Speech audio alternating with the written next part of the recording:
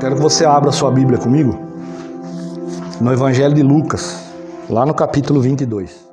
Hoje é noite de Santa Ceia e nós vamos iniciar essa mensagem de hoje falando sobre isso.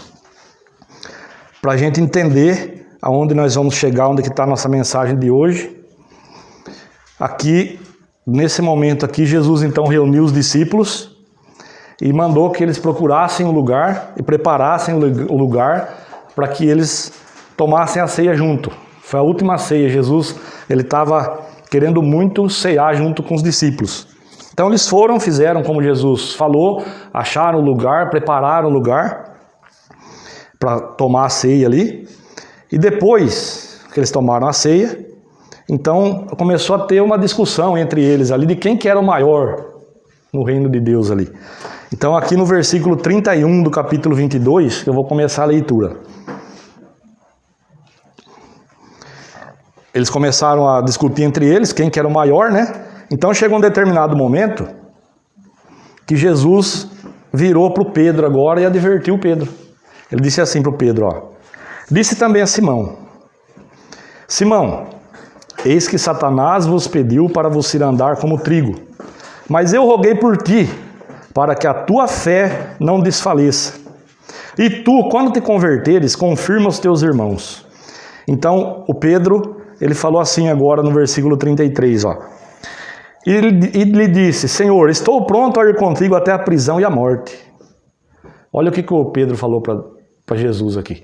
Jesus, já sabendo, né, de antemão, tudo o que aconteceria com ele fez o quê? Advertiu Pedro.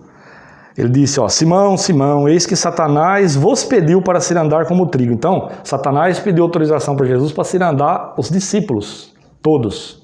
Mas o que Jesus fez? Mas eu roguei por ti, Simão, para que a tua fé não desfaleça. E tu, quando te converteres, confirma os teus irmãos. Então, em seguida, né, como eu já fiz a leitura, o Pedro estava todo cheio de confiança. Ele falou, Senhor, eu estou pronto para ir com o Senhor até a prisão e a morte. Mas Jesus já sabia que não ia ser assim, né? Então, assim como Jesus sabia a condição espiritual de Pedro aqui, advertiu ele antes que ele falasse, Jesus sabe da minha condição e sabe da sua condição espiritual. Amém? Então, assim como ele falou, ó, mas eu roguei por ti para que a tua fé não desfaleça. Tem muita gente hoje no nosso meio que a fé está desfalecendo. Por quê? Por causa das coisas que vem acontecendo. Às vezes acontecem coisas na minha vida, na sua vida, que faz a gente fraquejar na fé, faz a gente enfraquecer na fé. Por isso a necessidade da gente buscar Deus todo dia, da gente ler a Bíblia todo dia, a gente buscar comunhão com Deus todo dia. Para que isso não aconteça, para que a nossa fé não desfaleça. Às vezes a gente, quando conversa com alguém, a gente fala, não, mas eu estou bem, eu estou na fé, mas lá no fundo do coração a gente está destruído. Então, olha só a mensagem que Deus trouxe hoje. Ele falou assim, Jesus falou, né, para o Simão, ó, eu roguei por ti. Satanás pediu para se andar todos, mas o que Jesus fez? Rogou por ele especificamente. Por quê? Jesus conhecia a condição de cada um. Assim como ele conhece a condição de todos nós. Ele olha para a minha condição, ele olha para a sua condição, ele sabe como que a gente está, espiritualmente falando. Então aqui, ó, ele rogou simplesmente pelo Pedro, pelo Simão. Satanás pediu para se andar todos, mas ó, ele foi específico, eu roguei por ti, para que a tua fé não desfaleça. Aí ele disse assim, ó, e tu, quando te converteres, confirma os teus irmãos. Então aqui, nós sabemos que após a última ceia, algum tempo depois ali, Jesus foi preso, né? Ele foi, tomou lá todos os açoites, tudo que aconteceu com ele que a gente sabe, né? Então aqui, e depois ele foi crucificado, foi sepultado e ressuscitou, né? Nós conhecemos tudo isso daí. Mas aqui então já fazia um bom tempo que Pedro estava caminhando com ele, estava andando com ele. E pela palavra de Jesus aqui, ó, e tu, quando te converteres, confirma os teus irmãos. Então ele estava ali, seguindo a Jesus, aprendendo, todo cheio de si, todo cheio de confiança, mas não tinha se convertido ainda. O próprio Jesus lançou isso no rosto dele, ó. E tu, falando para ele, olhando no olho dele assim, ó, quando te converteres, confirma os teus irmãos. Então, aquele que estava próximo, que Jesus levava junto com ele, ia lá no monte, ia para lá e para cá, estava sempre junto. E não tinha se convertido ainda. Estava prestes a presenciar ali tudo o que aconteceu com Jesus e não tinha se convertido. Então, Jesus rogou por ele, para que a fé dele não morresse. Eu não estou aqui insinuando que ninguém ainda que não se converteu, mas eu estou falando aqui, Deus trouxe ao meu coração, que talvez a nossa fé ou a fé de alguém aqui está desfalecendo, está morrendo. Por quê? Por causa das coisas que acontecem no nosso cotidiano, no nosso dia a dia. Amém? Talvez a gente não tenha ainda a ciência da grandeza do Deus que a gente serve. Então a gente fica querendo resolver as coisas do nosso jeito e com o passar dos dias, a nossa fé vai retrocedendo, ela vai encolhendo, é que nem uma chama, que vai acabando ali o combustível, ela vai se apagando.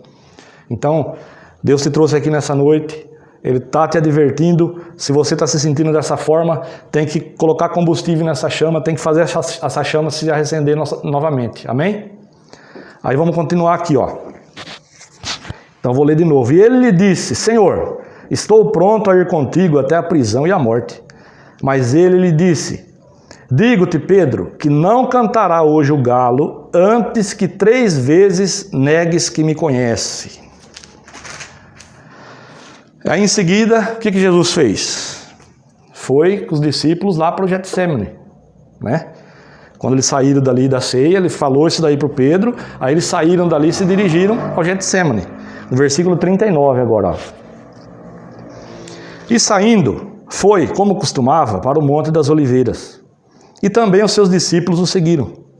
E quando chegou àquele lugar, disse-lhe, orai, para que não entreis em tentação. E apartou-se deles cerca de 1 tiro de pedra. E pondo-se de joelhos, orava, dizendo, Pai, se queres, passa de mim este cálice. Todavia, não se faça a minha vontade, mas a tua. E apareceu-lhe um anjo do céu que o confortava. Então, olha só, Deus enviou um anjo do céu para confortar Jesus. Por quê? Ele clamou a Deus ali, ao Pai, para que, se fosse possível, passasse dele aquele cálice. Tudo o que iria acontecer com ele. Ele ia ser preso, ele ia ser açoitado, iam bater nele, iam cuspir, ia colocar coroa de espinhos na cabeça dele, ele ia ser pregado na cruz. Ele sabia de tudo isso. Ele já sabia o que ia acontecer com ele. Então ele clamou a Deus para que, se fosse possível, passasse dele esse cálice. Mas o que Deus fez? Deus enviou um anjo do céu para o confortar. Ou seja, Deus falou assim, é para isso que eu te enviei para a terra e é por isso que você vai passar. Mas eu sou com você, eu estou contigo. Então ele enviou um anjo do céu para confortar Jesus. E posto em agonia, orava mais intensamente, e o seu suor tornou-se em grandes gotas de sangue que corriam até o chão. Que agonia que Jesus estava, hein? Foi posto em agonia, ele sabendo tudo o que ia acontecer com ele.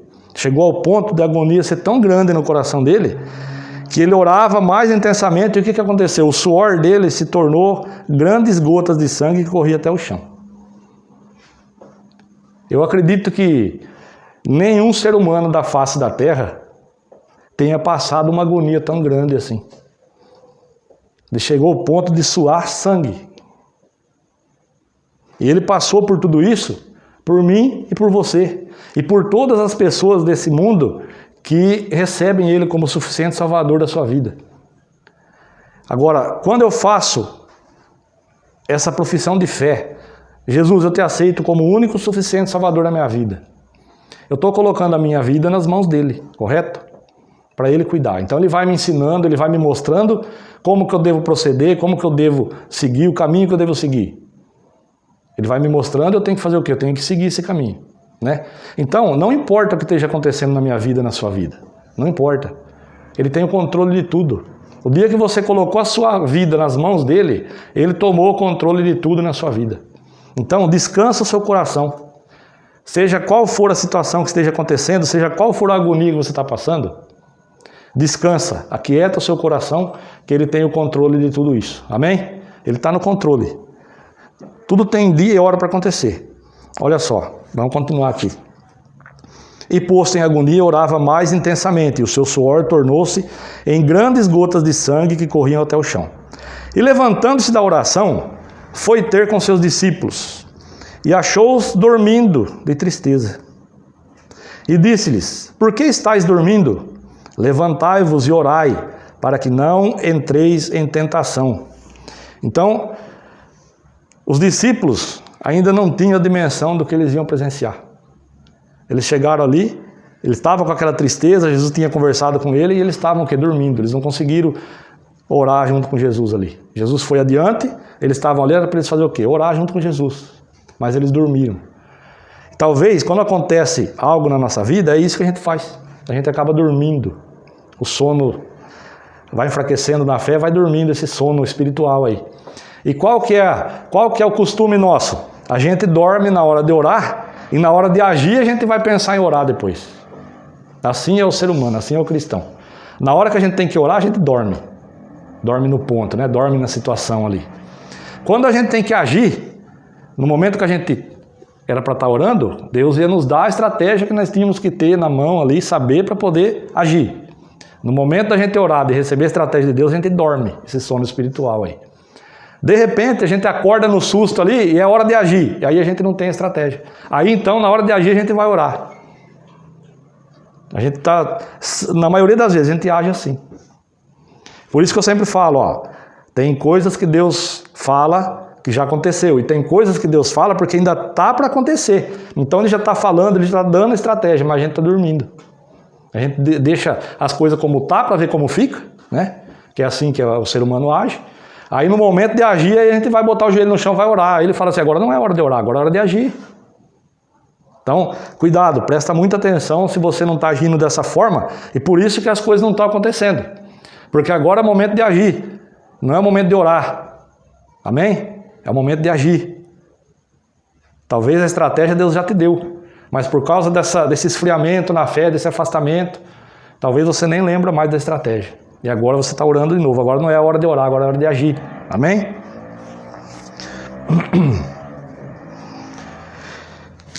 Vamos agora lá para o versículo 54. Capítulo 22 mesmo, versículo 54. Aqui que está a nossa mensagem principal aqui, ó. Depois de todo esse acontecimento, então, de repente, o que aconteceu? Chegou lá no Getsemane, uma multidão, tinha os guardas ali, tinha uma multidão, todos armados com pau, com porrete, né, com facas, com espada. Para quê? Para prender Jesus. Quem que era o líder? Quem que estava na frente? O Judas. Aí ele chegou, beijou Jesus no rosto, que ele já tinha combinado com os soldados, aquele a quem eu beijar é ele, então aí vocês prendam. Então, o que aconteceu então? Ó, no 54. Então, prendendo, o levaram e o meteram na casa do sumo sacerdote. E olha o Pedro. E Pedro seguia-o de longe. Vou ler de novo, ó. E Pedro seguia-o de longe. Por quê? Nós não vimos agora há pouco, eu não fiz a leitura lá. O que Jesus falou para ele? Pedro, Satanás vos pediu para ser andar como trigo, mas eu roguei por ti, por você, para que a tua fé não desfaleça. E tu, quando te converteres, confirma os teus irmãos. O que o Pedro fez agora? Na hora que Jesus foi preso, todos os discípulos que estavam com ele lá, ó, sumiu todo mundo. Jesus foi preso, todo mundo sumiu, todo mundo correu, e eles foram se reunir numa casa lá. E o que o Pedro fez? O Pedro começou a seguir de longe. Então, levaram Jesus para a casa do sumo sacerdote, prenderam ele ali, né, até amanhecer o dia, e o Pedro estava olhando de longe. Ele não fugiu, mas também não ficou junto. Ou seja, ele estava em cima do muro. Tem muita gente hoje, por causa dessa situação, por causa do esfriamento, do afastamento, está fazendo assim, ó, como Pedro. Está seguindo Jesus de longe. Como eu falei, dorme na hora que é para orar e na hora que é para agir, então vai orar. Aí não sabe o que fazer.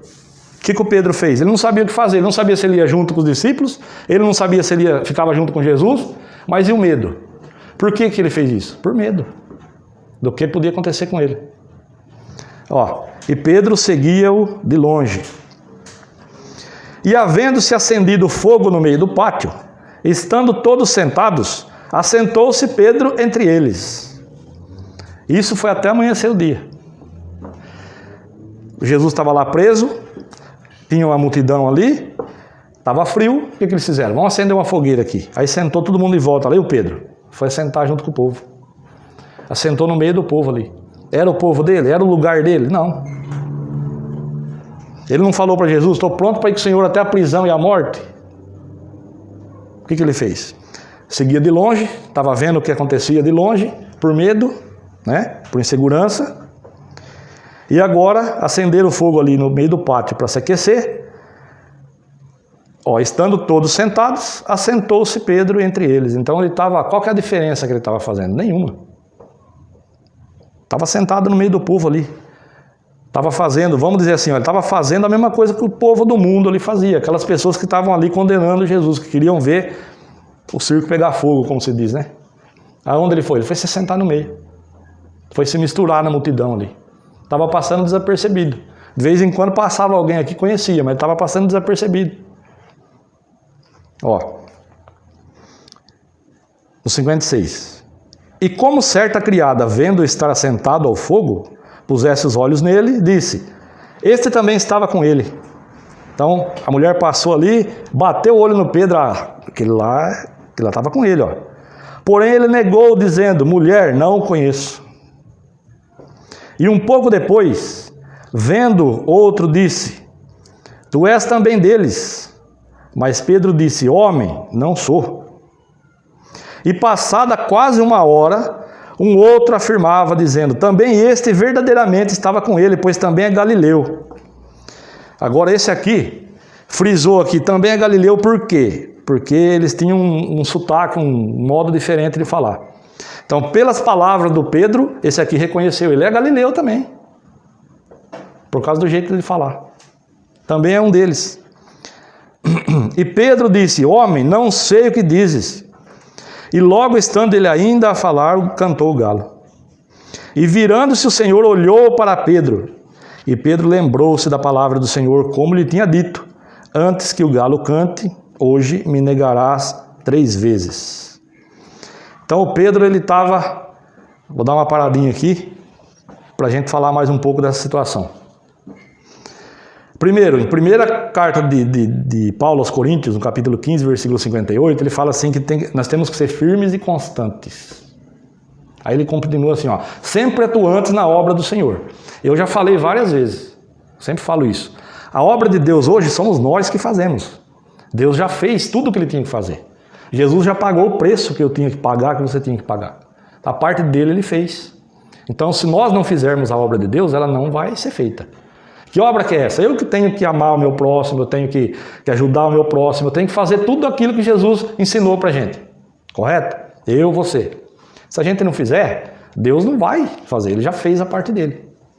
Então nós temos que ser firmes e constantes. Justamente o que Pedro não era. O que o Pedro estava fazendo? Ele estava vivendo extremos. Exatamente o que nós não podemos fazer.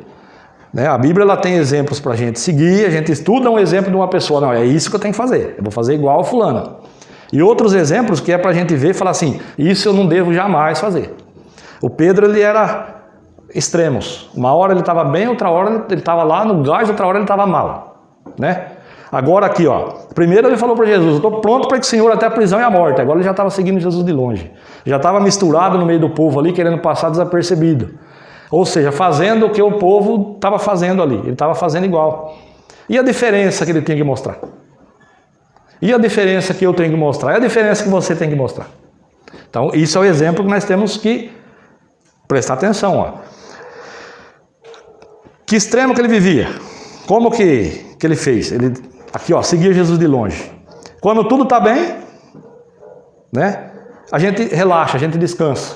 Agora tudo está bem. Então, talvez a gente fale assim, hoje eu até nem vou no culto, nem vou buscar a palavra. Está tudo bem, está tudo dando certo, nem vou. Aí quando a coisa aperta, quando tudo está dando errado, né, aí não, eu preciso buscar a palavra, eu preciso ir, se não tem culto aqui eu vou ali, mas eu tenho que buscar a palavra. Isso é viver nos extremos. Quando tudo está bem, quando tudo está mal.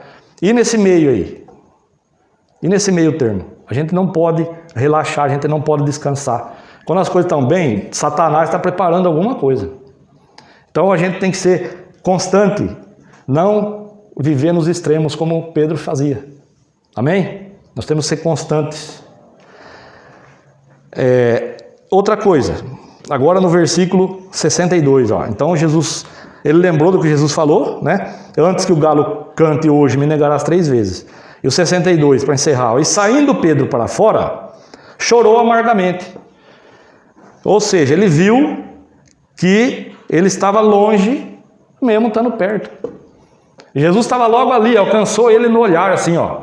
Jesus olhou para ele e fixou o olhar nele, ele entendeu o que Jesus estava querendo dizer só com o olhar, então ele estava perto e ao mesmo tempo longe. Então ele entendeu ali, ó. Só que o que ele fez? Chorou amargamente. O que é aquele choro, esse choro, chorar amargamente? Aquele choro de arrependimento, agora que ele acordou, o que eu estou fazendo? E por que ele negou Jesus? Primeiro, fraqueza espiritual. Segundo, medo. O medo é uma porta aberta para Satanás. Eu falo, já falei sobre isso, falo sempre. Quando a gente sente medo, a gente está fraco na fé. É ausência de fé. Quem tem fé não tem medo de nada. Agora, se eu tenho medo de alguma coisa, é porque eu não estou tendo fé. A minha fé já desfaleceu. Assim como Jesus estava tratando com ele aqui, ó. Simão, Simão, Satanás os pediu para ser andar como trigo, mas eu roguei por você para que a sua fé não desfaleça. Então aqui, ó, a fé dele desfaleceu ao ponto dele se misturar no meio do povo, né? Dele não agir como ele deveria de agir. A fé dele desfaleceu e agora ele viu o que ele tinha feito, acordou, né? Agora ele acordou e chorou amargamente. Para ele já era tarde. No coração dele ele sentia que era tarde. Tanto que quando Jesus encontrou eles na praia, lá Jesus estava lá com o peixe assadinho, que eles estavam pescando e não pegava nada. Quando eles vieram ali para comer o peixe que Jesus assou, Jesus frisou bem no final ali. Chamou Pedro, Simão, tu me amas? Amas-me mais do que os outros? Ele estava, pelo que ele fez aqui, ele estava se sentindo agora indigno de servir, de andar com Jesus, de servir a Deus. Tanto que Jesus chamou e frisou bem com ele ali. Quando ele chamou os discípulos, chama também Pedro. Ele estava querendo ficar para trás, ele estava desanimado. Assim como eu e você, às vezes, temos um desânimo no nosso dia a dia. As coisas que acontecem, as circunstâncias que acontecem, que o diabo se levanta aí no seu dia a dia contra a sua pessoa, contra os seus familiares, de repente, o que ele quer? Ele quer matar a sua fé. O intuito dele é roubar, matar e destruir. Ele quer roubar a sua fé, ele quer matar a sua fé, roubar aquilo que Deus já fez na sua vida. Por isso tem que ser firme e constante. A gente não pode ser que nem o Pedro, viver no extremo. Uma hora está bem, outra hora está mal, outra hora está bem, outra hora está mal. A gente tem que ser constante, pegar uma linha ali, ó, e seguir constante. Amém? Buscar Deus, buscar comunhão com Deus diariamente, todos os dias. Amém? Não deixar para buscar a presença de Deus só no domingo. Não, eu tenho que ter um meu momento com Deus todo dia. Assim como eu almoço, tomo café, janto todo dia, eu tenho que falar com Deus todo dia. Senão a hora que eu mais precisar, talvez eu não encontre Ele ali. Amém? Então, Ele tem as estratégias que a gente precisa para a gente bater de frente com Satanás. Mas a gente não pode agir dessa forma, como eu frisei aqui. Às vezes a gente dorme na hora de orar e depois quando é hora de agir que a gente vai orar. E aí o diabo dá risada da gente. Então cuidado. Eu não sei de que forma que Deus tratou com você aí, mas Deus falou profundamente no meu coração a respeito disso aqui, ó. De às vezes a gente se afastar de Deus sem perceber. O Pedro estava seguindo Jesus de longe aqui, ó. De tão próximo que ele estava, agora ele estava seguindo Jesus de longe. Ele tão assim, ó, estava perto ao ponto de um trocar olhar com o outro, mas estava longe dele. Estava onde? Se misturando no meio do povo, ali fazendo as coisas que o povo fazia, achando que era normal. E negou Jesus 3 vezes. As 3 vezes que foi citado, eu não conheço, mulher, não sou, eu nunca ouvi, não sei quem é. Talvez a gente acabe agindo como Pedro, às vezes não com a boca, às vezes a gente não fala como ele falou, mas a gente faz isso, nega ele com as nossas atitudes. Nós temos que prestar muita atenção nisso. Às vezes a gente nega Jesus no nosso dia a dia aí com as nossas atitudes. É coisa muito séria isso. Fraqueza espiritual e medo. Pedro estava fraco espiritualmente. Então a gente tem que se fortalecer. Amém? Tem que buscar a Deus, tem que buscar a palavra diariamente. A gente não pode se esfriar, não pode se afastar. Amém? Quando a gente menos espera, a gente está no meio dos outros fazendo as coisas que o povo do mundo faz sem perceber. Tem que tomar cuidado com isso. Amém? Os irmãos entenderam? Curva a sua cabeça, feche seus olhos. Senhor, em nome de Jesus, meu Deus, obrigado por essa palavra, obrigado, meu Deus, nós te agradecemos por estar sempre, meu Deus, nos alertando, abrindo nossos olhos, Senhor, e às vezes, meu Deus, até chamando a nossa atenção de uma forma um pouco mais dura, mas é porque o Senhor nos ama, a tua palavra diz que o Senhor repreende o filho que ama. Então, em nome de Jesus, Senhor, muito obrigado por essa palavra. Eu peço, Senhor, que o Senhor continue, meu Deus, falando com cada um de nós. Tem algo, meu Deus, que o Senhor quer abrir em particular para cada um aqui, que o Senhor não vai colocar na minha boca nem na boca de ninguém, porque o Senhor espera que essa pessoa vá lá, coloque o joelho no chão e busque a tua presença, a tua palavra, a sua intimidade, Senhor, com ela. Meu Deus, então, em nome de Jesus, ainda nessa noite, antes desse meu irmão, dessa minha irmã, buscar, Senhor, o repouso do sono, fala com ele, fala com ela, Senhor, em nome de Jesus, para que ele tenha, meu Deus, a estratégia necessária para bater de frente, meu Deus, com o diabo toda vez que ele se levantar, e para que a gente não venha agir como Pedro. Senhor, nós vimos aqui que ele se misturou no meio do povo, quando ele menos esperava, antes do dia amanhecer, ele já estava fazendo as coisas que o povo do mundo fazia. Então, ali ele não estava mostrando a diferença, assim como às vezes com as nossas atitudes, a gente acaba não mostrando a diferença. Senhor, então, em nome de Jesus, vem nos dar condição, vem nos fortalecer, vem nos guiar, vem nos dirigir para a honra e a glória do teu nome, Senhor. Eu oro em nome de Jesus. Amém e graças a Deus.